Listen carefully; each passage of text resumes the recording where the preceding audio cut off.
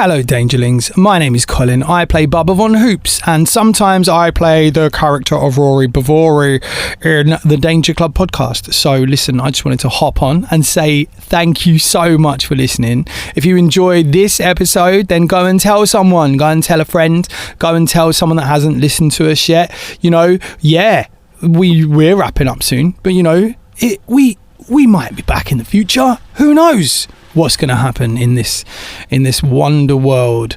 Anyway, like us, subscribe us, enjoy us. We enjoy you. We appreciate you, Dangerlings.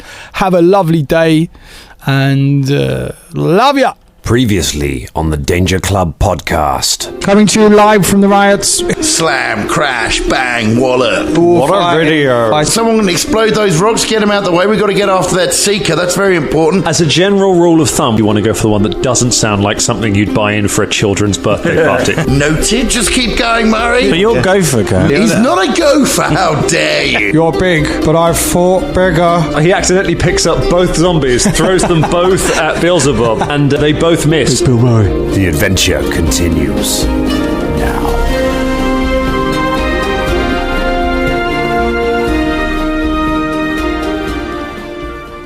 We are back recording together, not in the same room this time. We are recording from our own homes. Don't worry, there's not been another pandemic that we know of. Fuck knows, this episode comes out in a week. Who knows where the world will be. But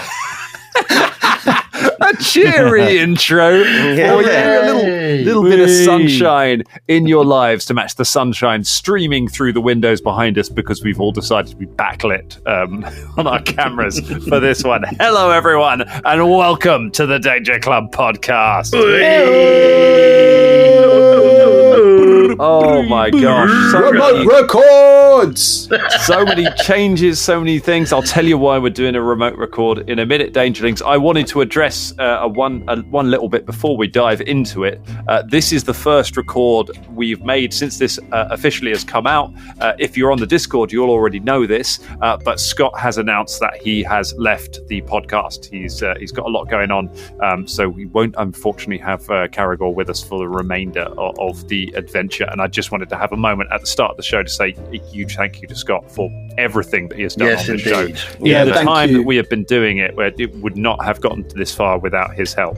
He's been a fantastic asset to it, and we wish him all the best. Can I just say, as an addition to that, I saw Scott last night and we both took a photo. I was with Jerry and Scott, and I took a photo of us three, and Scott took a photo of us three, and we were still competing on who took the best photo. But nothing's really changed. So just so you know, Dangerlings, everything's fine.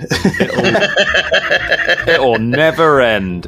And I'm pretty sure that the last time I saw Scott, well, not the last time that I saw Scott, but the last time I saw Scott socially, we basically pretended it was a date. So things haven't changed there either, you know. Shania and Caragor are still going strong, even in the real world. So there you go. Gorgeous. Nice. Well, the big thing, obviously, that will change on the show as a result of this is, of course, that Felder now has a really good shot of overhauling Caragor in the all-time kill list for the Danger Club. Drop a few fireballs, you could be catching him up. Felder is not far behind. Like, no one is anywhere near Fulton. Fulton is almost double everyone else's numbers. Of course. But Bubba is closing down Shania, and Velda is closing down Caragor. So it's all to play for, unless I just run a game for myself where Philippe kills hundreds of people. We declare. I mean, how many has Philippe killed? Well, not that many, actually, I don't think, because sometimes he got forgotten about. Those were early days. They were early days. Early days in this week. His numbers are shit off. His numbers are artificially inflated due to, like, there was one side scene during the Wangi Expanse where he kills loads of enemies off screen as just a joke, and I've credited all of them as individual kills to him, which is mean because I've only credited the Paw of Caermarga as a single kill to Fulton. So so it all comes around. But it's amazing you have these stats, Dan. I mean, I hope they all get published at some point. Oh, I will put out my... I can't believe I have a spreadsheet for this, but I do. I'll put the spreadsheet out at some point. Yeah. You can see where we're at. It's a thing that I started for Danger Recall and then carried on after we finished recording it because I'm weird and I really like stats. Because I probably should be assessed. Do you know what? I mean, while we're on the subject, actually, I mean, you know, I'm sure we've talked about it before, obviously, but I still cannot believe you made me that folder with all my spells in. A folder that was used for less than a month, I think, before we moved over to Pathfinder 2, and it became completely irrelevant. But I still have it, and every time I look at it and go, I can't believe Dan did that for me. Like, it was amazing. I mean, you know, it's such a shame it's useless, but like, it was incredible. It took my breath away. That mad. Oh, I'm really happy. It cost me a fortune. It was before we made it. It's before we had the Patreon, so I paid for all the printing of that myself. Mate, and it was like, we literally made. It was a folder with spell cards for every druid spell going up to when you hit level 20, which was optimistic. To be honest, I was like, why did I? Because I'm a completionist. And then, literally I put that out, and then Pathfinder 2 got announced like the day I finished printing it. I was like, oh well, shit. I'm sure they won't change it that much. Oh man! At some point, you know, in our future, we should just start playing Pathfinder 1 again, so we can use that fucking thing, man. Oh my god! Yeah. I've played Pathfinder 1 a couple of times since 2nd edition came out, and it fries my brain trying to remember all of the rules. There are some that will not fucking leave my head. Yeah. Like, there are some Pathfinder 1 things that just root in there, and it's most of the time that we make rules mistakes on this show now is that I'm remembering a Pathfinder 1 rule rather than... I got into it a little while with like Fulton's armor penalties, I think, and I was just like, oh, he has a feat that takes away the armor penalty that does a thing, and I'm just like, no, that was a Pathfinder 1. I was like, how is that still in my head? I was like, how do some things never leave, man. It's rules from a game that I haven't played in 5-6 years stuck in my head, and yet I can't remember the name of somebody I met 5 minutes ago. I can't move my brain around. Oh boy, oh my gosh! But we do remember where we were at our last episode. We remember that because we just did a recap of it. Yep. So that's we know. I was going to say that's bold. Yeah. It's the only reason we do. The only reason we do. The only reason I know is that Cole managed to get me the episode yesterday and I listened to it. I was able to remember, and I was like, oh, okay, cool. That's where that took a while, that one. That took a while, just with all the zombie noises in the background. It's like, I went back to the old school with that. We're putting zombie noises in. Oh, yeah.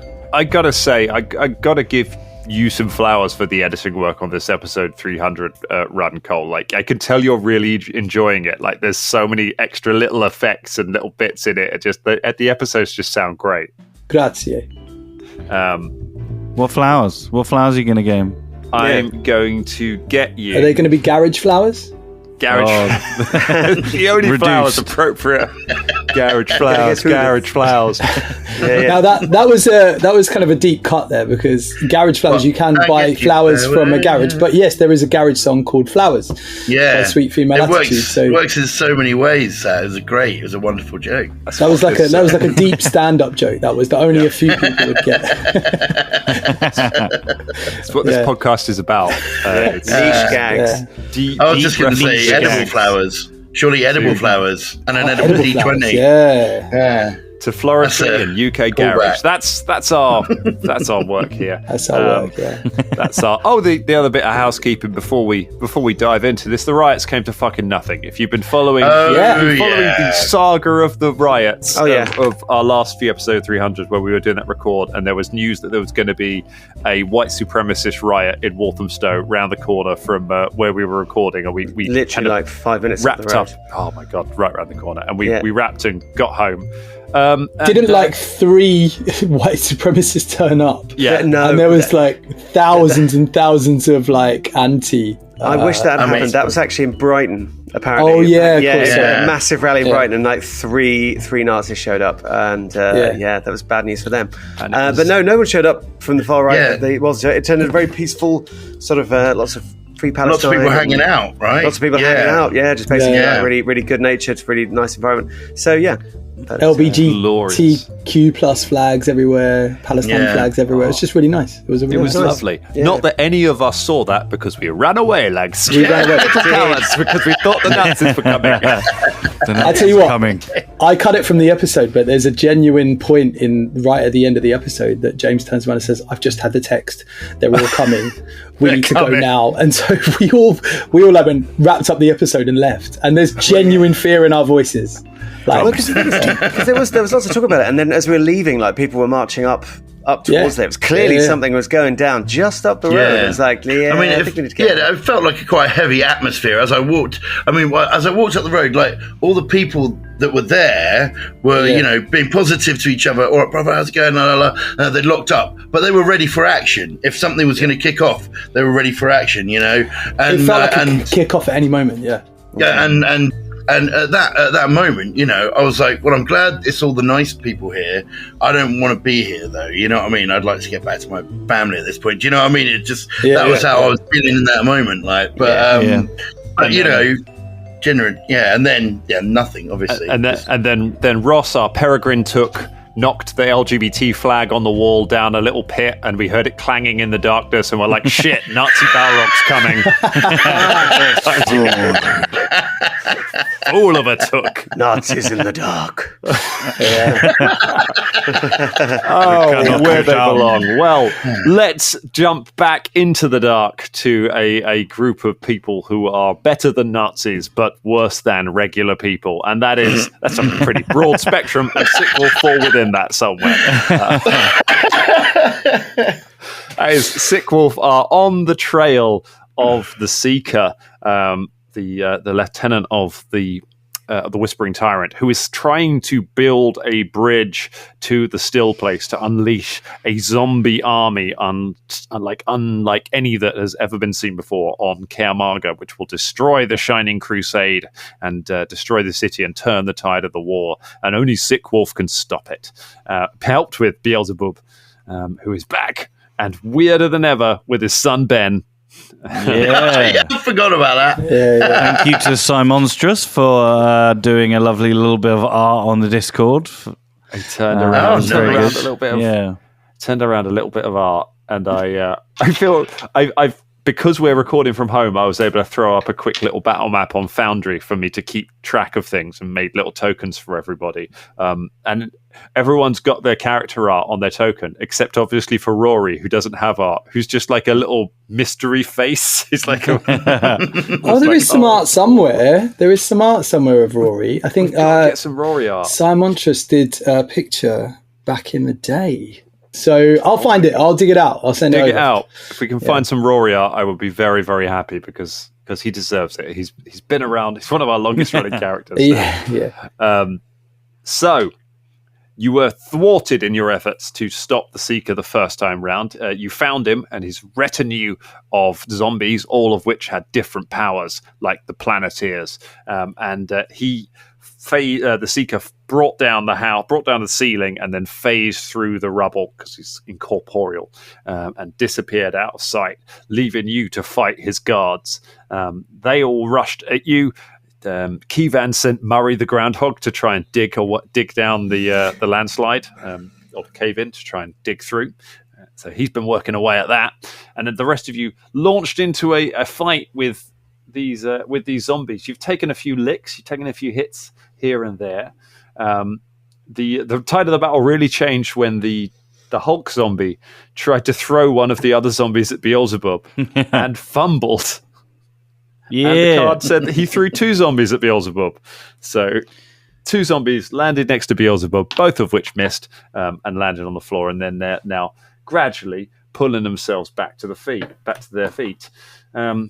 But will they taste defeat? We will find out, because we're going right back into this fight. He's out. Here Come on. We go. So the last person to act in that in last round was Rory in last episode, which means Beelzeboob Bigsby the Third. Yes. Ben Bigsby the Third. Also the third. Weird. Yeah. Yes. Makes no sense. You're the first one to act. So you're kind of in this corridor. You were sort of standing near the back. You've got Kevan a little way off nearby, and then the other two are up front. You were throwing bombs in. You've had two zombies land next to you. There's one that's crackling with lightning that stood up and hit you, and then there's one that is just smoking with sulfur, smells of rotten eggs, and it's got heat coming off it. That's landed next to you. That hasn't got back to its feet yet. That's still lying face down in the dirt right next to you. You are kind of, if that one stands up, you'll be flanked. But they've both taken a few hits as well. The one, they're both quite badly hurt. Okay. What was my name? Beelzeboob. Beelzeboob looks at these two zombies that have just been thrown at him. He pulls out a vial, juggernaut mutagen, and drinks it. His arms, he turns into like a really weird Hulk version. Yeah, and he goes.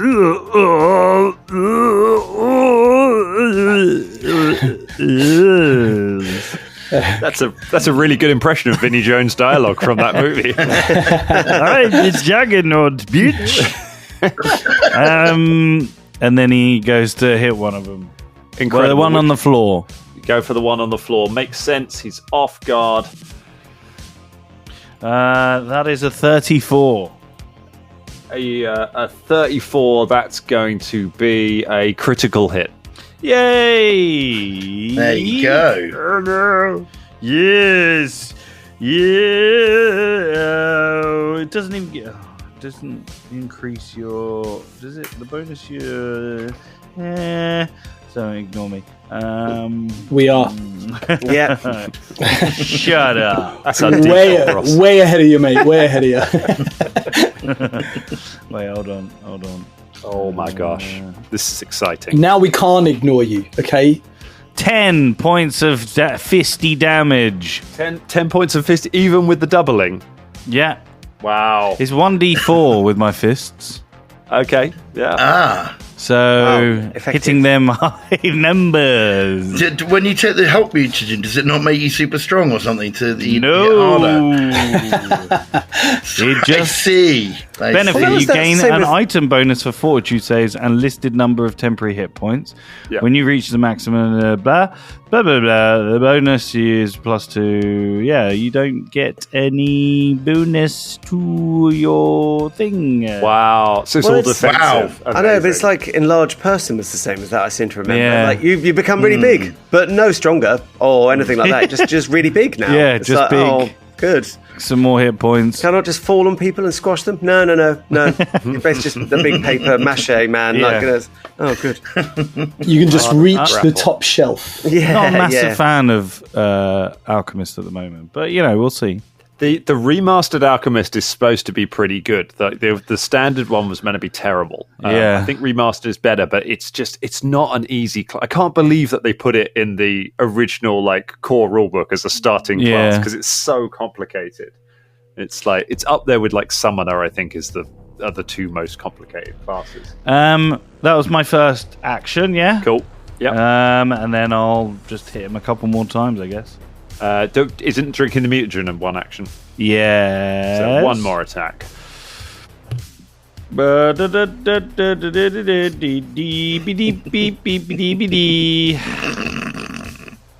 23.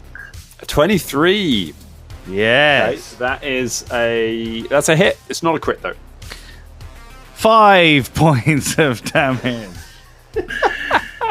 Absolutely smashing it. Amazing. Yes, come on, you little. Taste my juggernautness. Tell you what, you're really showing him. Yeah, you better not get back up. He hit a man on the floor and barely scratched him. Good stuff. This is reminding me so much of Norman Tully, of just huge muscles but no strength score. So Beelzeboob grows incredibly big and then just starts really weakly punching one of the zombies on the floor. Everyone stops, turns around, looks. Crikey. Effective. The zombie on the floor kind of puts its hands up defensively, like, oh, no. And then when it realizes the punches are doing basically nothing, goes, oh. Is that all you got? I could do this all day. It then stands up and punches Beelzeboob. Oh, boy. That's a 31 to hit. Yes.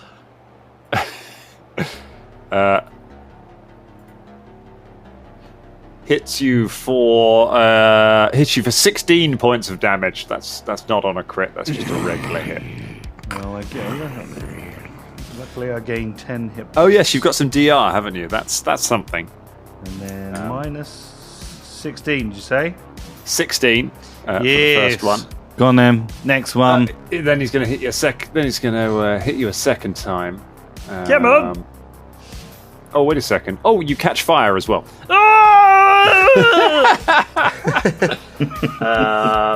And let's see. You've been hit, so I'd like you to make a fortitude save as well before. That is 19. 19. That's a failure. You are now blind for 1 round. I can't see. So you're just engulfed in sulphurous flames. It then tries to hit you again. It's only a 21 on the second hit, so I don't think that's going to get you. No, that won't get me. Okay, so you somehow, while blinded, managed to avoid the second hit. So that's something, at least. Accidental dodge. Whoa. Good. The zombie kind of looks over at the rest of Sickwolf as if like, fuck is this guy? And then just goes back to punching Beelzeboob, who is now screaming and on fire. Oh boy. Oh my god. Flipping heck. Well, that's something. Okay, let's go. Who's up next, man? Yeah. Up next would be the Hulk, but you killed that Hulk. Yeah. Yeah, you better believe we did. Killed That's the Hulk. right. Hulk is dead. We did him good. Next up is Kevan Burvine. Kevan is on right, fire. mate. Fantastic. Well, I'm on fire. You're on fire, but otherwise great. Okay. Oh, shit. I'm on fire. Bloody hell. Better do something about that. Stop, drop, and roll. Stop, drop, and roll. Do I need to roll something to try and stop the fire from happening? So that is at the end of your turn. At the end of my turn. But before I try and put the fire out, though, I'm going to do something pretty nasty to one of these zombies. Don't know which one. Who's available to me? Who can I see? Who's available? Who's available? Anyone available? Who's available for smashing here? So the nearest available smashy target is the shock zombie, the electric one, which is standing up trying to fight Beelzeboob. Okie dokies. And am I still quite far away? I've been using my crossbow, haven't I? So I'm not in melee with any of these guys, am I? You can keep on crossbowing. I can keep on crossbowing. I'm going to stop trying to put my muff back on my microphone because it keeps falling off. Yeah, muff is gone. No more muff. No more muff. Okay. All right. I'll just aim my crossbow at the electro dude. Oh dear. Oops, my daisy. That didn't go so well. That is only 27. 27 is still a hit. Is it? Electro dude. Magical. Nice. All right. Excellent. Well, in that case, where are my D8s? My D8s be over here. So, oh, fuck's sake, man. That is 7 points of damage. That's it, 7 really. points of damage. Hey, that's still something. It is still something. What are the runes on? Remind me. What are the runes on your? Disrupting and vitalizing. So disrupting will do extra damage because they're undead. So you can roll right. extra. I think it's a D4 for disrupting. Nice. Oh, right. Okay. I did that. You see, because you created this guy for me, I don't really know how it works. I mean, not originally, but when we came back to play them again, and I didn't have it. So all right. So that's an extra 2 points, and so that's 9 points then. And very nice. do I need to do anything to keep Murray digging, or will he just keep doing what he's doing? No, so Murray doesn't. Because he's not like a minion. He just basically will do what he's. You made the roll last game to tell him to dig, and now he's just going to keep. And now digging he'll just keep going, and I can just check on it. And if a hole appears big enough for me, I can just go down it, right? Yeah, he might give. If he gets scared, he might stop. He's not like Philippe is fearless. Philippe will just will wade into whatever. Whereas Murray, might. Yeah, all right. You can't. But at the moment, he's still. He's unpredictable, Drummond, like Bill Murray, like his name says. Entertaining, unpredictable. But right now he's digging. I look over and he's still digging. The hole's not big enough yet, though. No, so it's not. I can have another go. Minus. Reload. Okay, so reload is 1, and then shooting is 1, right? Yeah. But don't I have a thing for that so that I don't have to? Is that part of the? So that I reload, I don't have to use a thing to reload. I'm sure that was one of my bits. You can move and reload. Oh, you can move drop and prone reload. and reload. So you can do it. So all you right. can kind of keep moving. But I around. still have to reload no matter what. Okay, fine. I've got good news as well, though. The vitalizing rune does persistent damage to. Okay. So he's now taking some persistent damage as well. Excellent. All right. So I'll just have another shot at him then, because that's all I can do, really, isn't it? Cool. I'll take another. So I'll reload. Take another shot. Come on, baby. Yeah, that's more like it. That is a 35. 35 is a critical hit. A critical hit. Yeah, Critical boy. hit on Double up on this monkey now. Here we go. All right. Okay. Oh, and I'll throw for my disrupting as well and double that. Yeah, is that right? Yes, you do. Yes. Bingo bango, sugar in the gas tank. That is 11, 12, 13 times 2, which is 26 points of damage. Take that, you monkey. I liked that very much. You hit him and he shakes, he rattles, he doesn't roll over though. He's still alive. You can see he's burning away with the come on, mate. The holy power, but he's go down one, aren't you? Still in there. Still God in damn this it. fight. Murray keeps digging. Murray keeps digging. You've taken 2 shots. You've reloaded. That means that's 3 actions, which means we're going over. But wait, do I need to do something to get the fire off me? Oh yes. So first of all, we're gonna go ahead and give you a D6 damage. Right. So D6 damage. Oh crikey, it's 5. Ow. Oh, I like that. It's really burning quite nastily here. You take 5 damage. Now roll a D20 flat check. So it's Okay. DC 15 flat. That's a 4. It's a 4. You are still I'm still on burning, fire. my friend. Can't seem to get rid of this fire, and it's really hurting quite a lot now. Anyone know how to get rid of fire? Drop and roll. Stop, drop, and roll. I mean, I tried that. Still on me. You just have to sort of let it burn your skin like mine, and then you just get used to it. Sounds like great advice. Thanks. Beelzeboob has been taking persistent damage for his entire life. Gosh, if that ain't just a metaphor.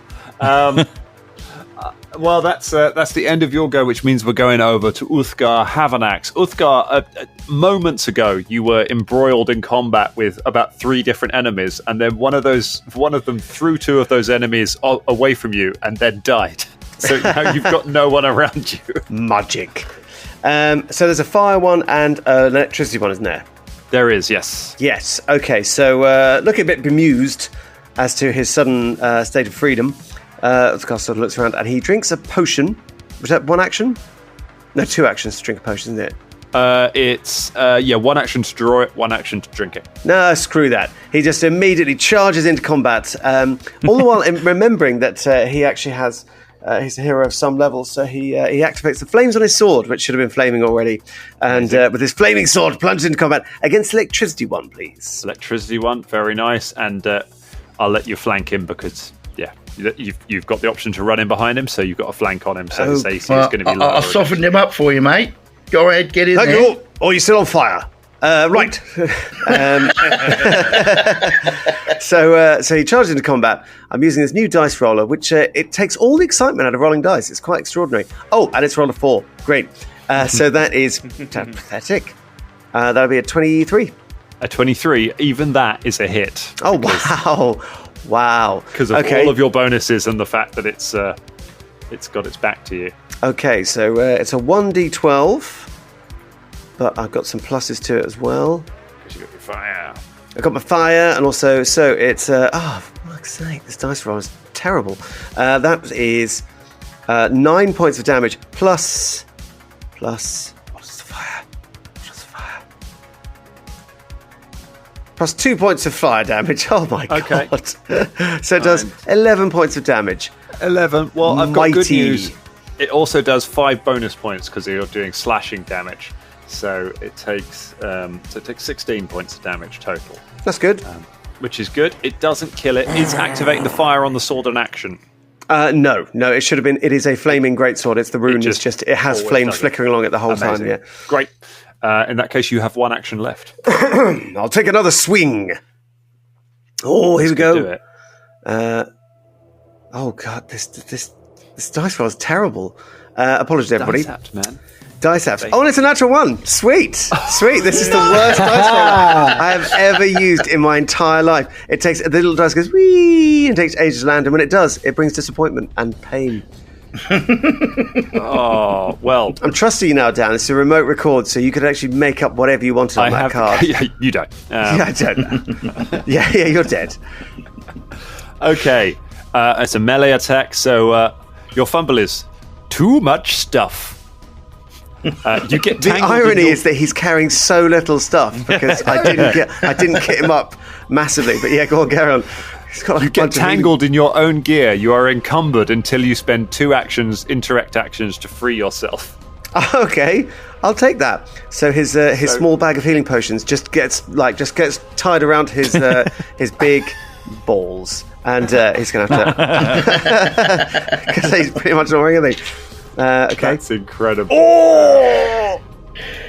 Flippin' heck.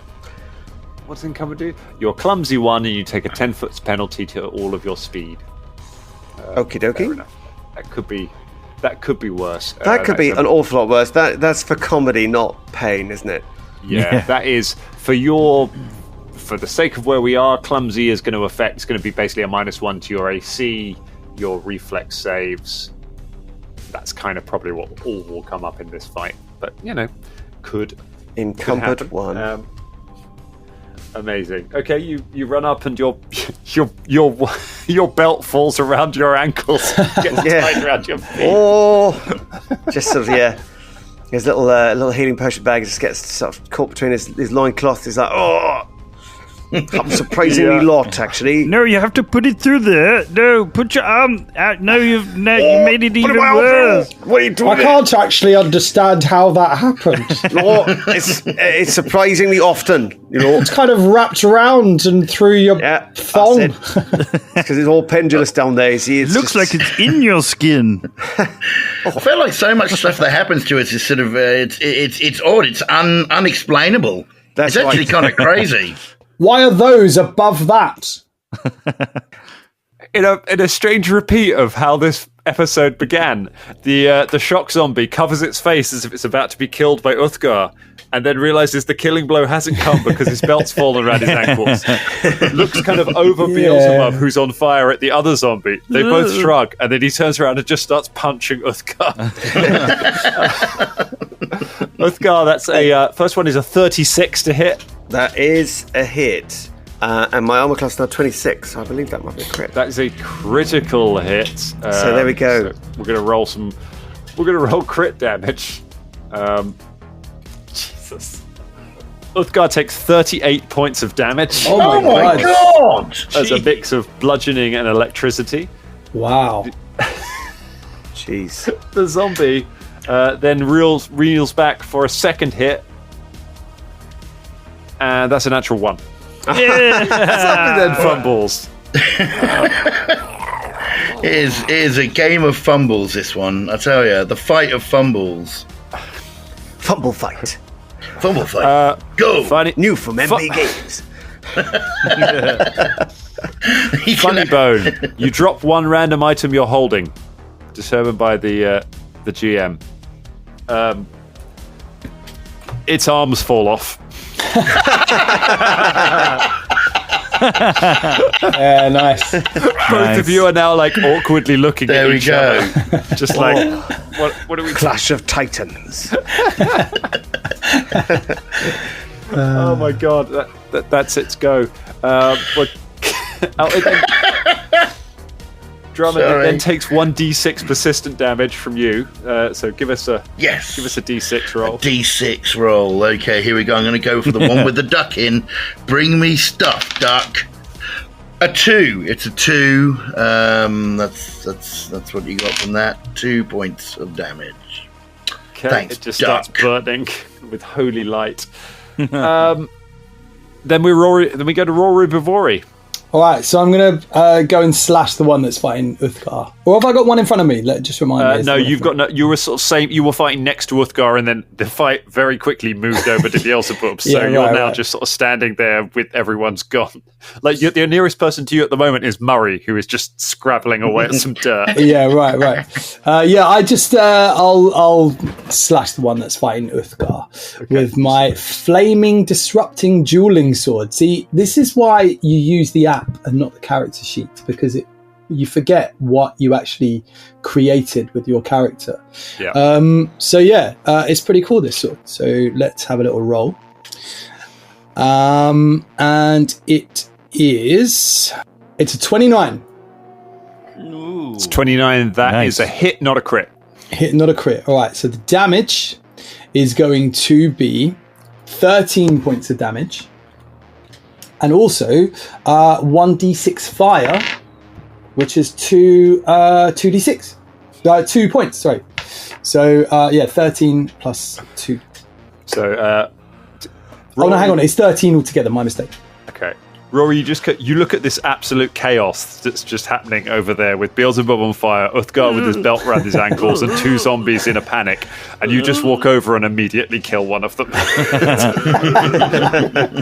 And that is how you kill a zombie. Now, pull your pants up.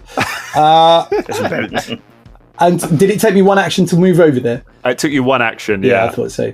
So I've got one left. I probably can't reach the other zombie, can I? No, you can't. Will you give me the, I don't know, the onus to just pick out a knife from my belt and throw that?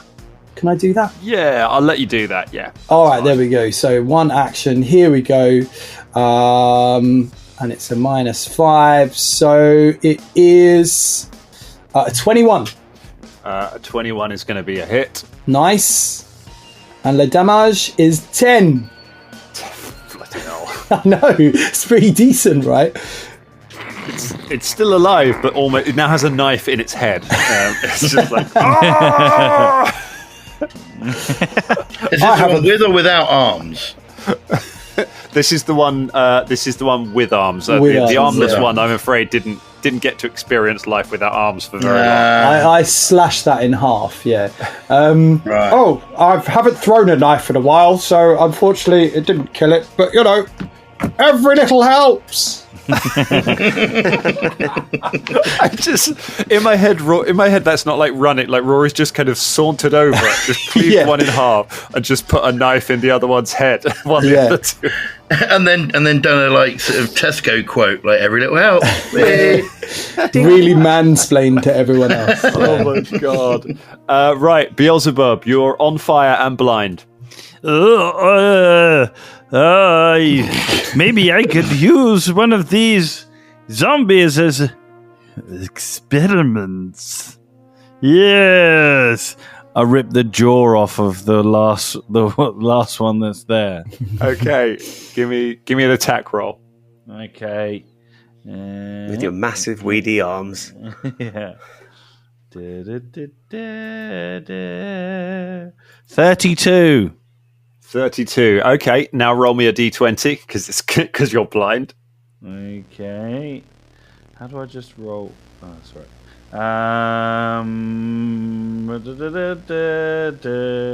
33. No, sorry, 19. No, you're on 33 on a D20. I'm not sure I trust these dice apps that you're using, Jen. I don't trust mine, I can tell you that much. Yeah. You can tell we're recording from home. We're like, oh, yeah. I got like 30 on that 20 again. No. Oh, my God. Yes, that's a hit. Yay! Grab a hold of this thing. And then I want to rip his jaw off. How do I... Just strength, I guess? Is it? Rip his jaw off. So just roll melee damage. Okay. I'll roll my fist damage. Yeah? Yep. 7. 7. You rip its jaw. You rip its jaw off, hoping that the rest of you kind of realize for a minute that Beelzeboob had no idea that wasn't one of you. Yeah, right.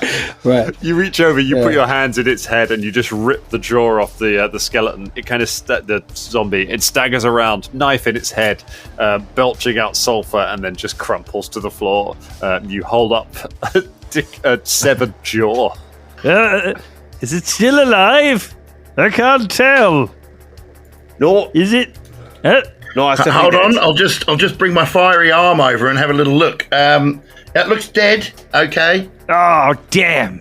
Maybe you two should put the fire out on yourselves. Oh, yes. Are all the zombies gone? The zombies are gone. Yeah. So the zombies are all dead.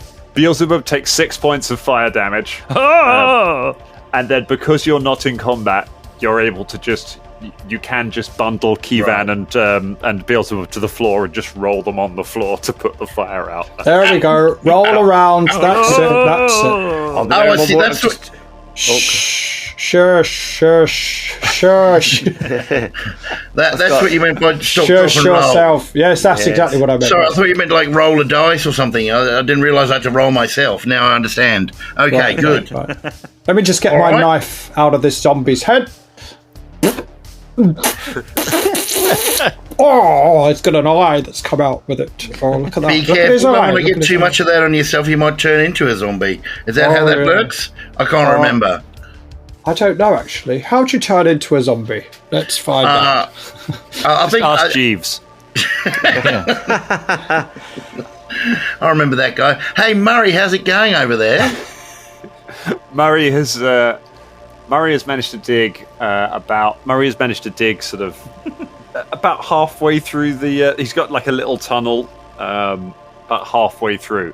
It is absolutely not big enough for any of the three of you. It is just big enough for Kivan could squeeze through it like potholing. Right. Okay. So listen, I thought this was going to be a good idea, but seeing as we're not in combat anymore, does anyone have a quicker way of doing this? We need to get through there, right?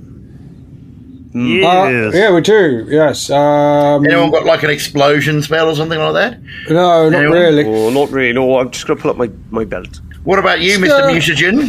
Surely you've got something that explodes in your pants, haven't you? Exploding pants potion? Are you still blind, by the way? Yeah. Well, don't throw it yet. Do you want me to check your pants for an exploding pants potion? I've got spear frog poison. Would you like some of that? No, that's not going to work. No, what else you got? Have you got any healing, actually? I should know this about our own party, but I'm well hurt. No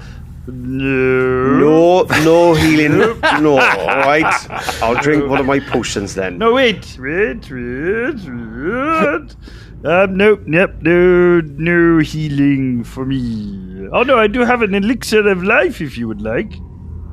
What's that do? Do you not need that? That's Gives for when you someone's dying. 1d6 points of healing. 1d6. Yeah, it's pretty. That's a strange motion of healing there. What's that? Like a minor boo-boo, basically. I'm pretty sure that's for when you're dying on the floor, just to make sure you don't actually die. Or when you've fallen off your bike and you grazed your knee a bit. Yeah, a tummy ache. That's for a tummy ache, isn't it, really? I have a tummy ache, says Ben. He starts trying to grab the elixir of life. Would you like one? Yes, Father. Give me potions. No. All right. Well, no. I also have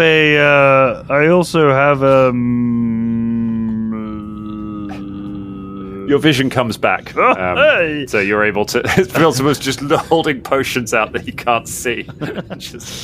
I have a star grenade that might work. Well, okay. I mean, who thinks it's worth giving it a go? Just shove that grenade in there, take the pin out, and go and paint shells somewhere. Star grenade do?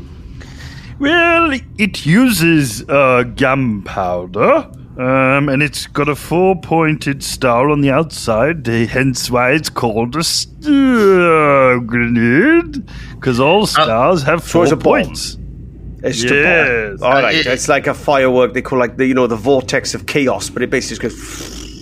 So we shove that in the rocks and then take some cover and or you might want to get your critter out first. All right, you know what? That's a good idea. Do you know what? We should put it in the hole he made. Mary! Dan is so upset that I remembered. Damn Mary! you, James. Just going to shove that grenade right in there for Muddy. Yes, Murray sees the grenade fire in the hole, Muddy. There's just a snap, like a close up of his face with a look of like, here we go again. And at the last minute, your hand grabs him out of the way. Yeah, all right. With that God's sake, get away from my classic grandpa. Bill Murray wry humour. All right, let's get out of here before it explodes. Then let's back off because I don't want to catch a flying pellet. Yeah, let's take some cover in the back of the room somewhere. Yep. Yeah. Done that. I've got Murray as well. Oh my god! If you could, if Murray died and you rubbed it on the teeth of like the Black Frost zombie, which can turn you into zombies, so he could come back to life. You could have a groundhog called Murray who died every day and came back to life.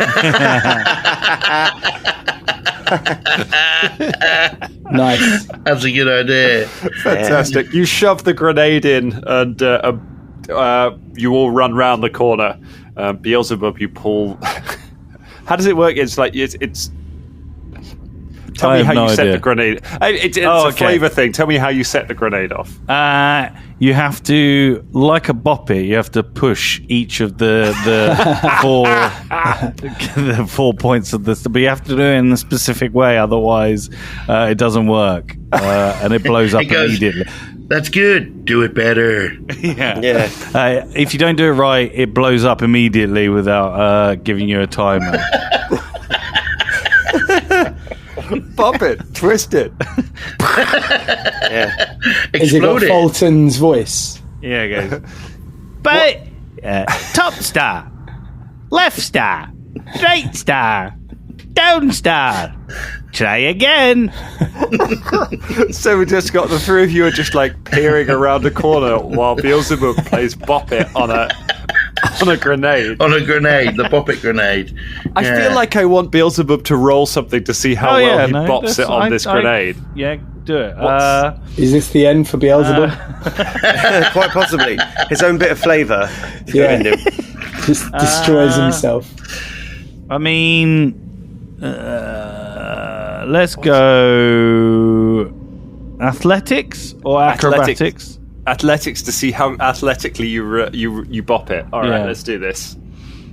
28. 28. You managed to hit all of the bop its. And I like that we decided Bop It is a game of physical athleticism and not paying attention or anything. You managed to hit all of the Bop Its, and it just starts to glow and flash, and you just roll it through the hole that Murray made, and then run back around the corner with everyone else. There's a moment where it doesn't seem to have worked. You're about to step out and check it, and then there's an almighty explosion from round the corner. Stars come flying past. Stars. Nice. A rock just showers down around you, and you peer around. Amongst the smoke, you can see a broken door leading onwards. Quick, Sweet. go through the door. That was actually surprisingly effective. Yes. I am effective. Well, you're gruesome. That's what it is. But we love you for it. Sometimes you come through Beelzebub and he pats him on the shoulder. And now we can go through the door. I'm going through the door. That's what I'm saying. I'm going through the door. Right now. Won't anyone pat me on the shoulder? Oh, My God. shoulder is father's butthole. Rory goes to pat him on the shoulder, and then just sort of trips a little bit and slaps him around the face. Oh, sorry about that. You slap Beelzeboob's kid in the face. That was an accident. I was just trying to,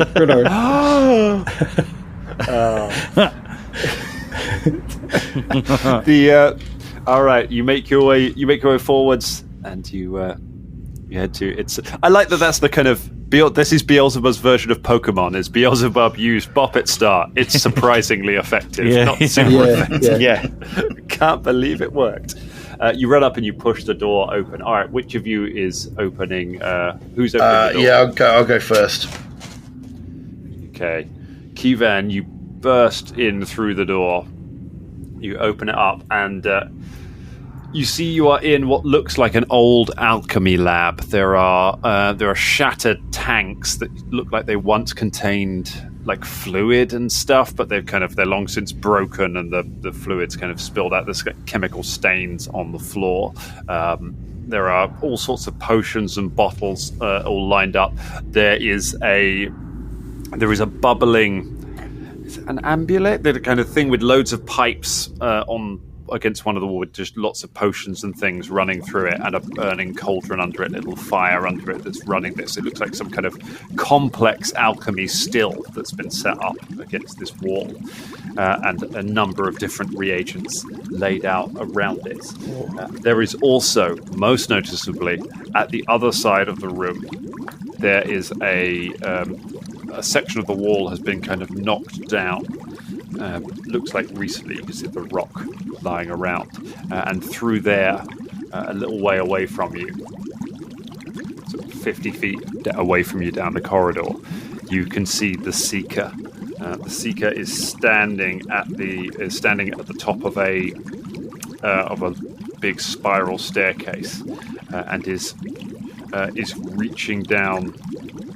It's got like a glowing orb around it, surrounding it. You can see through it, but there's this glowing orb of energy surrounding the Seeker, and it appears to be using its mind, using a telepathic power to just lift up some wood and channel it down the pit. It looks like it's kind of using its mind to just move things around.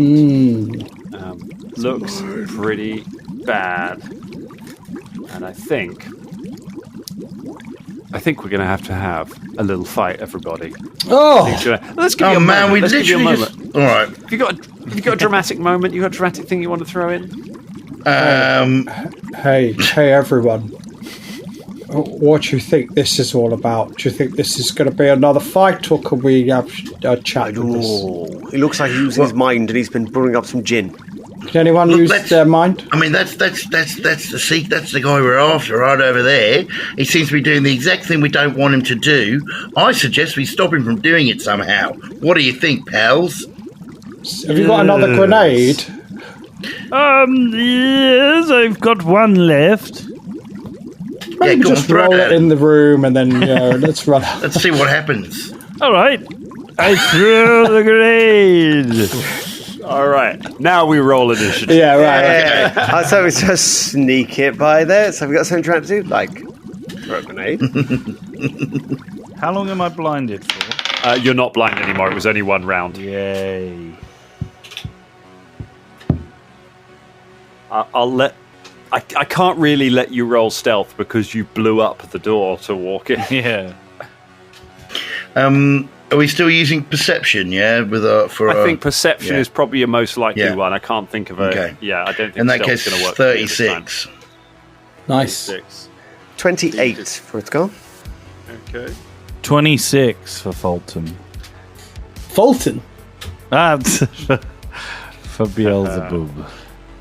How about Rory Bavori? 22. Oh, I know. It's going to be slow for Rory Bavori. All right, that means Kivan Burvine, the defender of the green, is the first to go. Excellent. What can we do, buddy? I mean, I'm going to wait for the explosion first, surely. Unfortunately, you can hold until it, but it's basically seen you come in, seen Beelzeboob going to pull a pin on a grenade, and because Beelzeboob rolled low on his initiative, that explosion, it's going to probably act before the explosion goes off. Fine. Then I'm going to obviously try and shoot him with my striking, disrupting, vitalizing crossbow. And so it begins. Here we go. Okay, that is a 37, in fact. 37 is a hit, not a crit. A hit, not a crit. Okay. Well, let's hit him with the non-critting. Ooh, that's not too bad. And I get the D4 on that as well. Whoop, there we go. Okay, so that's 60, 70, 18 points of damage. 18 points of damage in his head. Aim for the head. Cool. Bam! You hit it with the crossbow bolt. It could blast through it, and you see the disrupting energy shake off it, even though it's kind of partly see-through. The disrupting energy does damage to it. And he reels backwards from it and starts taking persistent damage as well from it. Still got 2 goes. You still got 2 goes. Still got 2 goes. I'm going to have another go. It's -5 this time. You got to reload, and then you can... reload. Okay, so I get 1 go then. So reload, and then have 1 go, 1 more shot. It's a natural 20! Oh! Yeah. Which means, it's like... that's what we needed. Or something. Yeah. All right. It's a piercing attack. Because it's a crossbow. Blowback. The target is knocked prone. Excellent. Yeah. You hit the Seeker with such force from your bolt that the Seeker is knocked onto its back. Yeah. You're damn straight. That's the Keyvan way. Should I throw my damage? Throw your damage and throw double my it. damage. Okay, throw my damage and doubling it. Double it. That is. But I can do that as well. For fuck's sake! All right, so that's 14, 28 points of damage. 28 points of damage. 28 points of not damage. Too bad. Thought That's it was really gonna be good. better. But there we go. 28 points of damage, and he's knocked on his ass. Take that, you scammer! Says Keyvan. You just walk into the room and just blast it off its feet with a crossbow bolt. Take that, you scammer! There you go. This tiny little green dude. That's brilliant. I love that. That was beautiful. It's now its go. It wastes an entire turn standing up. Wastes an entire action standing up. Good. Having been knocked down. And looks over at all of you and says, Fools! This time I will see your deaths! Ooh. Bothered. Yeah, like we care. and it is going to... Ooh. Oh, no, you bastard! You've not... Ooh, it can do that. That could be fun. Or can't do that. He can do that. It raises its hands. And energy starts to build up around it. You all see kind of wisps of ghostly power appearing around all of you. And then suddenly, around the doorway, everything just seems to go nuts. This ghostly energy pours in around you, and all of you suddenly feel yourselves just separated, and you're all just pulled out, and as if you're just dragged out of the room you're in into different places. Keyvan, you are standing on the deck of a ship, and the there is a huge tentacle coming over the side of it, crushing the ship and starting to pull it down. Rory, you are in a burning building. You're trying to look around for a way out, but suddenly all around there's just fire everywhere. Beelzebub, you appear to be in a bag, just in a sack, and there are people just kicking you, just like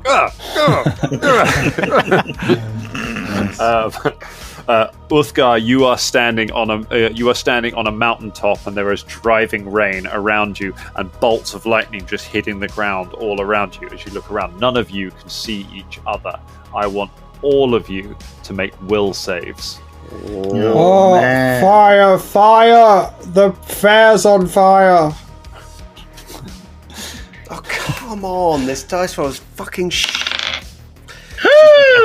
Oh, 36. no. 20, a dirty 20. No, sorry, 34. I got a natural 1 on that one. Oh my god. Okay. 25. A hopeful 25. Okay. So, let's go. So, natural 1 for Kivan. Yeah. That's. You don't need me to tell you that's very bad. Yeah. A 25 for Rory. That's bad. Beelzebub? 34. A 34. That is good. Yay! And I got a dirty Uthgar? 20. A dirty 20. That's very bad. Oh, shit. Yeah, I mean, my natural 1 was a dirty 20. This could be quite the thing. So, TPK. oh my god. Far from Beelzebub. As if that's the guy that survives. Right. Yeah, he just cannot be killed. Rory Yep. takes 42 points of damage. Okay. Kivan and Uthgar take 84 points of Oh damage. my god. Ooh. 84? Where am I? Where's... Okay. I now of any of the three are any of the three of you down? No. Not quite. I thankfully drank 2 healing potions after that last fight, and I'm down to 5 hit points. Excellent work. Shit. Yeah. You are all so you're all up. So in that case, I need reflex saves from all 3 of you.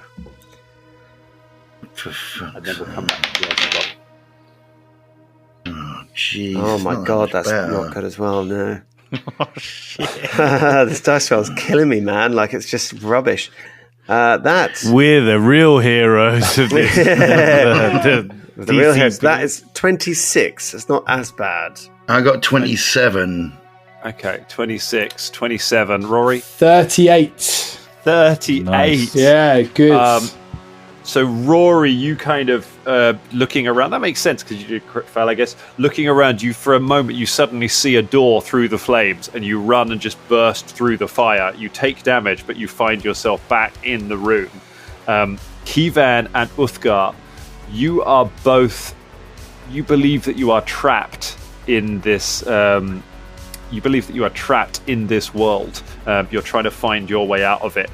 You're trapped inside this illusion. So Uthgar, you're on top of a mountaintop with lightning bolts raining down around you while you try and look for a mountain pass.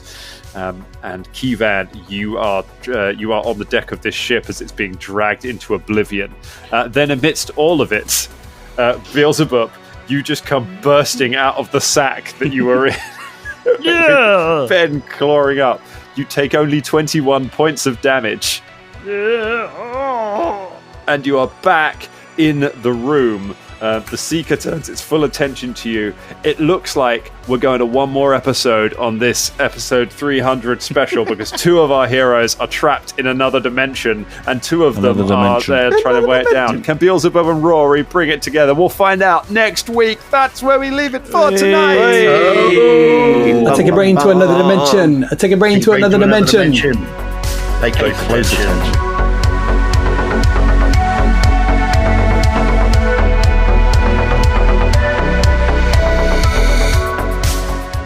Wow. We've had a lot of Dangerlings of the weeks, haven't we? Loads. We have. There's been a lot of weeks. But you know what? This week, I think this week especially, all our Dangerlings are great, right? All of the people that listen to this show, they're amazing. But especially the Dangerlings. But this week, there is one that stands above all the others. Do you know what they're called? No. Steve Geddes. Steve Geddes? Steve Geddes. Thank you so love much, Steve Geddes. Steve. If you want to big up, if you want to shout out, come on to patreon.com/Danger Club Podcast and you can be like Steve Geddes, the man of the hour, the man of the week, the person that holds all the accolades. Sitting on top, all of the other Dangerlings. Yes. On a mount of dead Dangerling. Whoa. Steve is the victor. No, stop!